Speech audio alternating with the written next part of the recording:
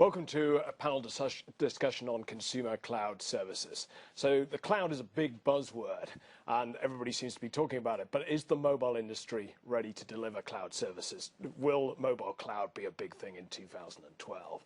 So with me here, I've got a distinguished panel. I've got Christian Lindholm, Chief Innovation Officer from Fjord. I've got Andrei Doronishev, he's Head of Product YouTube Mobile. I've got Fernando Nunez Mendoza, CEO of FonU. And Steve French, VP Global Marketing at NewBay. Gentlemen, thank you for joining us. So Christian, if I can start with you, as I say, cloud is a big buzzword right now, but what does it mean to the consumer? If you were to explain the cloud to a consumer, how would you do it? So it means essentially that your digital life, your memories will be able to be on any device, anywhere, anytime. So it provides this fantastic seamlessness that you are where your life is. So the cloud depends on connectivity, and the mobile networks deliver connectivity, but do they deliver good enough connectivity? Let me ask that to you, Steve. Yeah, I certainly think so. You know, I mean, we basically put people's photos, videos, music into the cloud, and they can access it, like was said, from any device. We're streaming music and videos, you know, to the mobile devices. So I think in general the answer is yes. Obviously, there's, you know, you go through a tunnel and you're going to lose connectivity, but that's pretty standard. Users have come to, you know, their expectations aren't quite the same as a landline, so I think folks are happy with the service. Andre, let me ask you about this, because YouTube, it's a high bandwidth service. Video requires a lot of connectivity. Sure. The mobile networks deliver, from your point of view? It's getting much better. With LTE, Wi-Fi, we're seeing a lot of progress here, but of course it takes a lot of work on the technology side to deliver the experience which adjusts to the network conditions. And as was just mentioned, you know, if you go through the tunnel, the application on both back-end and the front-end should be smart enough to adjust to these new circumstances. So there's a lot of fancy technology behind the scenes helping the network out, essentially. Yeah, we keep iterating, and I think this is the responsibility of app service developers to design the products in a way that makes sense on the go. Okay, let me bring you in here, Fernando, on latency in particular. How important is very low latency on mobile networks? Because historically that's been a bit of an issue. Yeah, it's true. I would say for most of the transactional cloud services we have today, the network is pretty decent, but there's still some challenges. For example, voice over IP is not yet, you know, fully qualified for consumers. It's like a best effort solution now, but it will be soon once we have LTE, you know, and better Wi-Fi would be solved. I am very optimistic. For you, LTE solves the latency issue? It should, although, of course, is the latitude of the operator to decide which quality of service they provide you with your plan. Yeah. Okay. I just want to stay with you for a moment and talk a little bit about business models, because all these services need to be paid for. What's your thinking on, you know, can you charge consumers for cloud services, or do they have to be advertising based? And, you know, what's the business model? What's going to sustain this? Definitely for some services, advertising could may change, but I think that industries have to really take a look at what's happening. It's a revolution, and since we are here in the Mobile World Congress, I would say that telcos need to learn freemium. Okay, there's a challenge. There's a different agreement with the consumer, and you need to prove that you provide some basic value in order to charge them for premium services. I think that's the big challenge some industries will face in the next years. Okay, let me bring in Andre on that point as well. Is freemium the way forward? Well, we've seen a lot of success with ad-supported model, and what we're doing today on mobile is bring the new advanced ad models from desktop, like skippable TrueView ads. But truth is, with more and different content coming to mobile, like movies or live concerts, there are new business models to discover, and it's up to our partners to actually decide which works best. We work, as a technology provider, we work really close with them to make sure that the platform offers the business models that make sense for the content partners. Okay. Christian, from a consumer's perspective, do consumers want to pay for cloud services? Are they willing to pay for cloud services? Or do you think they're essentially going to default to an advertising model? So I think quality is always a good thing, and people will pay for quality. But what the whole industry hasn't designed yet is quality of service. So in the voice era, we had the antenna and the signal strength. What do we have in the sort of data era? We don't have anything yet, and that needs to be designed. So something tangible and discernible for consumers that would differentiate one service from another. Yes, and very compact. You know, it needs to be 16 by 16 pixels understood globally. It's very difficult. Right. Yeah, it's a bit of a challenge. Steve, let me bring in you on this because you supply a lot of carriers, you work with the carriers. What's the business model for the carriers in terms of cloud services? We talk about this concept of the cumulative value of user content, and the more content you can put into the cloud, the more valuable the service becomes, and that this translates into kind of reduced churn. It's a very sticky service and expanded lifetime value. So when we talk about concept of the freemium model, you kind of build this in, and a lot of the value of the service itself is getting the subscriber to stay with the carrier for longer and continue paying the $50 or $60 or euros a month for the service. You've got the ad-supported and premium content, and we're also seeing carriers now decide, hey, I got a data bundle, my competitor has a data bundle, how do I differentiate it? So they bundle the cloud into that. So is the cloud about selling more data plans, essentially, from a carrier? Yes, we're starting to see it now, just the bundling of the cloud with the data tiers. So if they price data correctly, then they'll benefit from the cloud. Yes. So Christian, let's talk a little bit about billing and authentication. We want to give the consumer a good experience, yet we want to know who they are. So how do we make the authentication, the billing, frictionless, and it doesn't get in the way of the consumer experience of the service? So I think there's two general designs. One is the single sign-on, which has been deployed largely in big internet services, and then an evolution of that, which is the atomization of sign-on, which is, for example, the sign-on with Facebook. And what we need to have is a stepless model where we then, depending on the privacy needed, we can then amplify the security. So a seamless but stepless model is the right way. Right. Quite challenging, I think. Absolutely, yeah. Fernando, how do you do authentication today? And does it work? Do consumers accept that?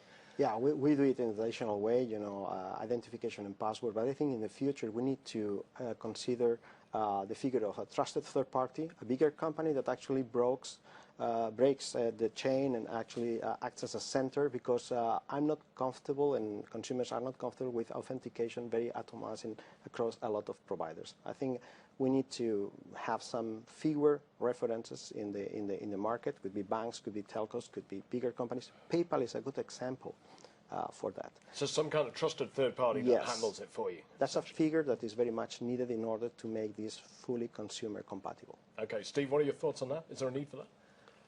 I think, for us, we think carrier billing is a great way to go about it. Just because you've already got the relationship with the carrier, you've already provided your billing information.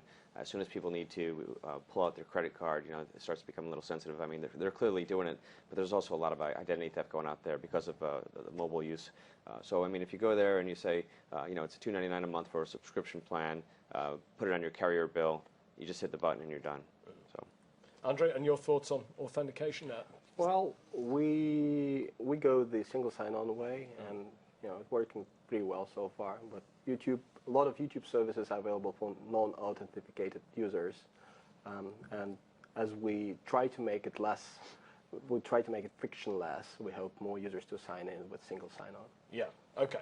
Now I want to also discuss the ownership versus the rental model and which consumers will prefer, or maybe they want to mix it both, or where they go with that. Andre, let's start with you on that point. I mean, do consumers want to own content, or are they just happy to pay as you go, as it were? I think we need to define content. It really depends on the type of content you have, and what we've seen that actually in different contexts, different models work better. So what we have today is actually all these different types. On YouTube, you can potentially you can upload your videos which you own, or you can rent a movie that you only access for some certain time. So I would say, for the cloud technology provider, it's important to be ready to meet the business challenge that the content owner or the consumer have, and you have to be able to identify it. Yeah. So there's no clear trend for you at the moment? As I said, I think it really depends on the type of content. So I couldn't say, rent is better than buy or vice versa. Okay. Steve, what are your thoughts on that? I agree it's a mixed model. I mean, some folks like to buy their music and be able to play it on different devices and stuff like that, and to keep it for a long time, versus having to subscribe to a monthly service. But then there's downsides to that too. I mean, we're using digital right now, but a lot of folks have old VCR tapes and cassette players and stuff like that, and they've got to get that content on off. So one of the benefits of renting, of course, is the fact that the service keeps up with technology trends. But I think it's going to be kind of a mixed model. Okay. And Fernando, your thoughts on this issue? Yeah, I think actually that rental and the decision to purchase something are related, and the rental could be a good entry door for a long tail purchase. Maybe you rent for me and I buy for you as a gift.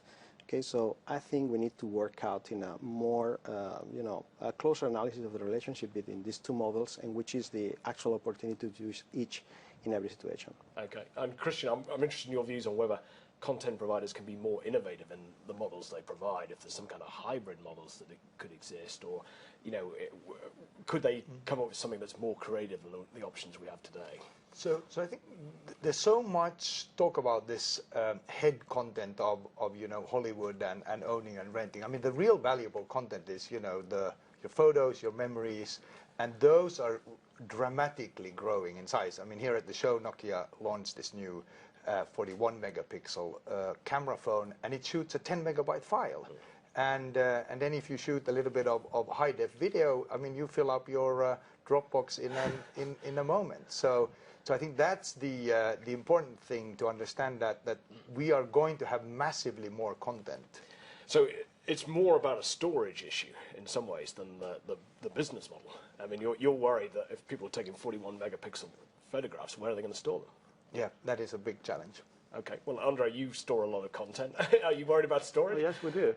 I would say, first of all, I would agree with this statement. I think the important content that I want to own are those videos that I've recorded, and I want them to be available across devices. I want them to be stored securely, and that's why I trust Google Cloud, where YouTube stores the videos. Now, for some certain types of content, renting is better, as I said. Like, I really don't want to watch some of the movies I watched recently for the second time. Yeah. I'm totally fine with renting them for 24 hours. But what about this issue, I maybe bringing you on this, Steve, but this issue of where you actually store the content? Because clearly you could store it on a consumer's set-top box overnight, or you could cache it somewhere in a network, or you could build a content delivery network, or you could store it in some central servers. Mm-hmm. What's the optimum mix for you? Well, I think, folks want to be able to, I think it's both. I mean, people want to have some of that content on their device right then. I mean, they're not always actually going to have wireless connectivity. So they'll want the content on the device.